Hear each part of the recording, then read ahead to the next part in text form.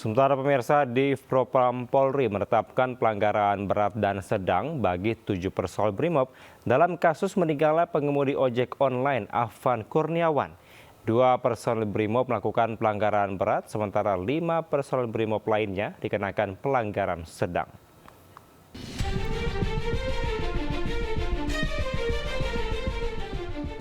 Divisi Propam Polri menetapkan 7 personel Brimob terlibat pelanggaran dalam kasus meninggalnya pengemudi ojek online Afan Kurniawan di kawasan Pejompongan, Jakarta Pusat, 28 Agustus lalu.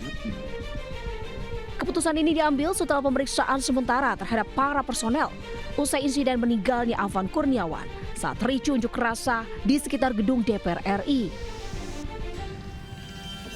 Dari hasil pemeriksaan, di Propam Polri mengklasifikasikan pelanggaran menjadi 2 kategori, yakni pelanggaran berat dan pelanggaran sedang. 2 personel Kompol Kosmas Kajugae dan Bribka Rohmat melakukan pelanggaran berat karena berperan langsung sebagai pengemudi dan pendamping di kursi depan kendaraan taktis. Sementara 5 personel yang dikenakan pelanggaran sedang adalah Aibda M. Rohyani, Bribtu Danang, Bribtu Mardin, Baraka Janaedi, dan Baraka Yohanes David. Mereka dinilai tidak memiliki kendali atas laju kendaraan tetapi tetap berkewajiban mematuhi prosedur operasional di lapangan. Di Propam Polri juga telah menjadwalkan pemeriksaan lanjutan terhadap seluruh personel, termasuk gelaran perkara dan sidang yang digelar pada Selasa dan Rabu esok.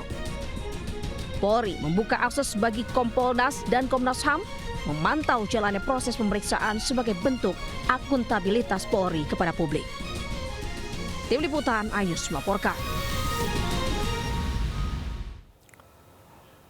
Pemirsa, Satreskrim Polres Bogor bersama dengan Brimob Cikias mengamankan 17 pelaku percobaan penyerangan ke Mako Brimob Cikias, Kecamatan Gunung Putri, Kabupaten Bogor.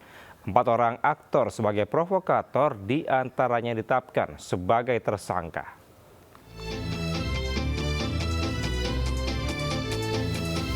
Sebanyak 17 orang ditangkap polisi karena merencanakan aksi penyerangan ke Mako Brimob Cikias, Bogor, Jawa Barat.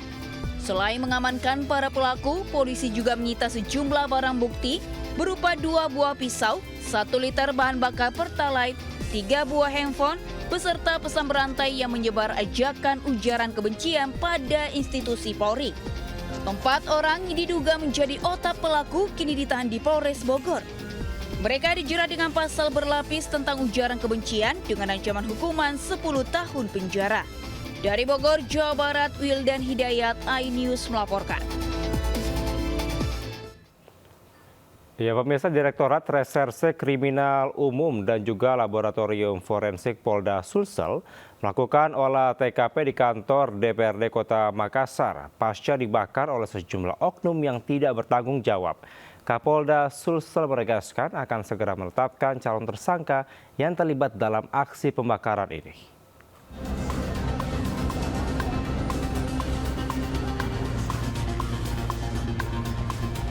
Pasca insiden pembakaran kantor DPRD Kota Makassar, tim gabungan kepolisian menggelar olah tempat kejadian perkara.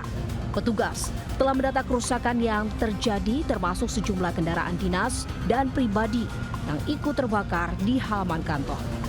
Petugas juga mengumpulkan sisa-sisa material guna penelitian lebih lanjut. Polisi telah memeriksa material yang digunakan oleh sejumlah pelaku di lokasi serta meminta keterangan saksi guna menetapkan calon tersangka yang terlibat. Total lebih kurang sekitar 250 miliar ya, kerugian negara yang diakibatkan oleh perilaku masyarakat yang tidak bertanggung jawab. Termasuk 3 nyawa saudara kita harus menjadi korban dari perilaku tersebut. Kawasan kantor DPRD masih dijaga ketat aparat keamanan. Proses olah TKP diharapkan bisa menjadi petunjuk penting bagi polisi untuk mengungkap motif di balik aksi pembakaran ini.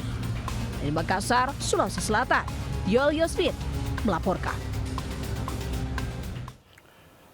Polres Jakarta Timur mengamankan sebanyak 9 orang yang diduga pelaku penjarahan rumah Uya Kuya di Durensawit, Jakarta Timur. Kesembilan orang ini berasal dari Jakarta Timur, Bekasi, dan Tanjung Priok.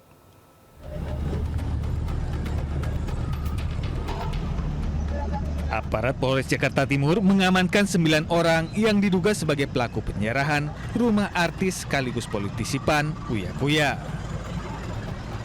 9 orang yang statusnya masih saksi ini diamankan dari kawasan Jakarta Timur, Bekasi, dan Tanjung Priok. Polisi masih memeriksa motif para pelaku dan memburu pelaku lainnya. Semalam kita saksikan juga, itu juga tindakan yang sangat anarkis.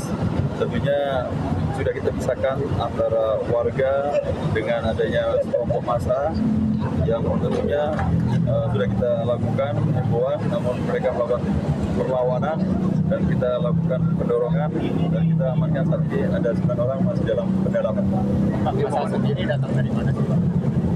Berbagai macam, ada juga dari kita, di keluarga kita, ada juga dari Bekasi maupun dari Priok. Assalamualaikum warahmatullahi wabarakatuh. Melalui akun Instagramnya, anggota DPR RI fraksi Partai Amanat Nasional ini kembali meminta maaf Sabtu malam. Sebelumnya, Uya Kuya juga sudah lebih dahulu meminta maaf soal aksi joget-joget bersama anggota DPR yang viral. Saya Uya Kuya menyampaikan permohonan maaf yang sebesar-besarnya. Namun, meski sudah meminta maaf, sekelompok orang tetap mendatangi rumah Uya Kuya di Durensawit, Jakarta Timur Sabtu malam. Mereka mengambil sejumlah barang berharga milik Uya Kuya alias Surya Utama. Atas peristiwa ini, polisi telah menangkap sedikitnya 9 orang. Dari Jakarta, tim liputan iNews melaporkan. Pemirsa, 5 saksi diperiksa polisi terkait penjarahan di rumah Ahmad Saroni di Tanjung Priok, Jakarta Utara. Polisi melakukan penyelidikan untuk memburu para pelaku.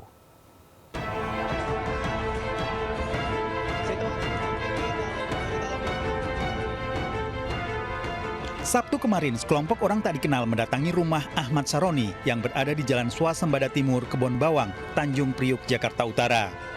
Orang tak dikenal ini mengambil barang berharga dari tas, pakaian, bahkan perabotan rumah tangga. Mobil mewah yang ada di garasi dirusak. Orang yang mengambil barang berharga kini tidak diketahui lagi keberadaannya. Rumah Ahmad Saroni bahkan sebagian rusak. Polisi dari Mapolres Jakarta Utara melakukan penyelidikan terkait kasus perusakan dan penjarahan ini. Sampai dengan saat ini belum ada laporan resmi dari pemilik rumah. Berapa banyak saksi yang Sampai dengan saat ini saksi 5 orang yang baru kita minta keterangan. Ini penegasannya belum ada yang diamankan. Belum ada yang kami amankan, baru dalam penyelidikan. Hingga saat ini belum ada warga yang diamankan pihak kepolisian. Dari Jakarta, Rizky Falupi, iNews melaporkan.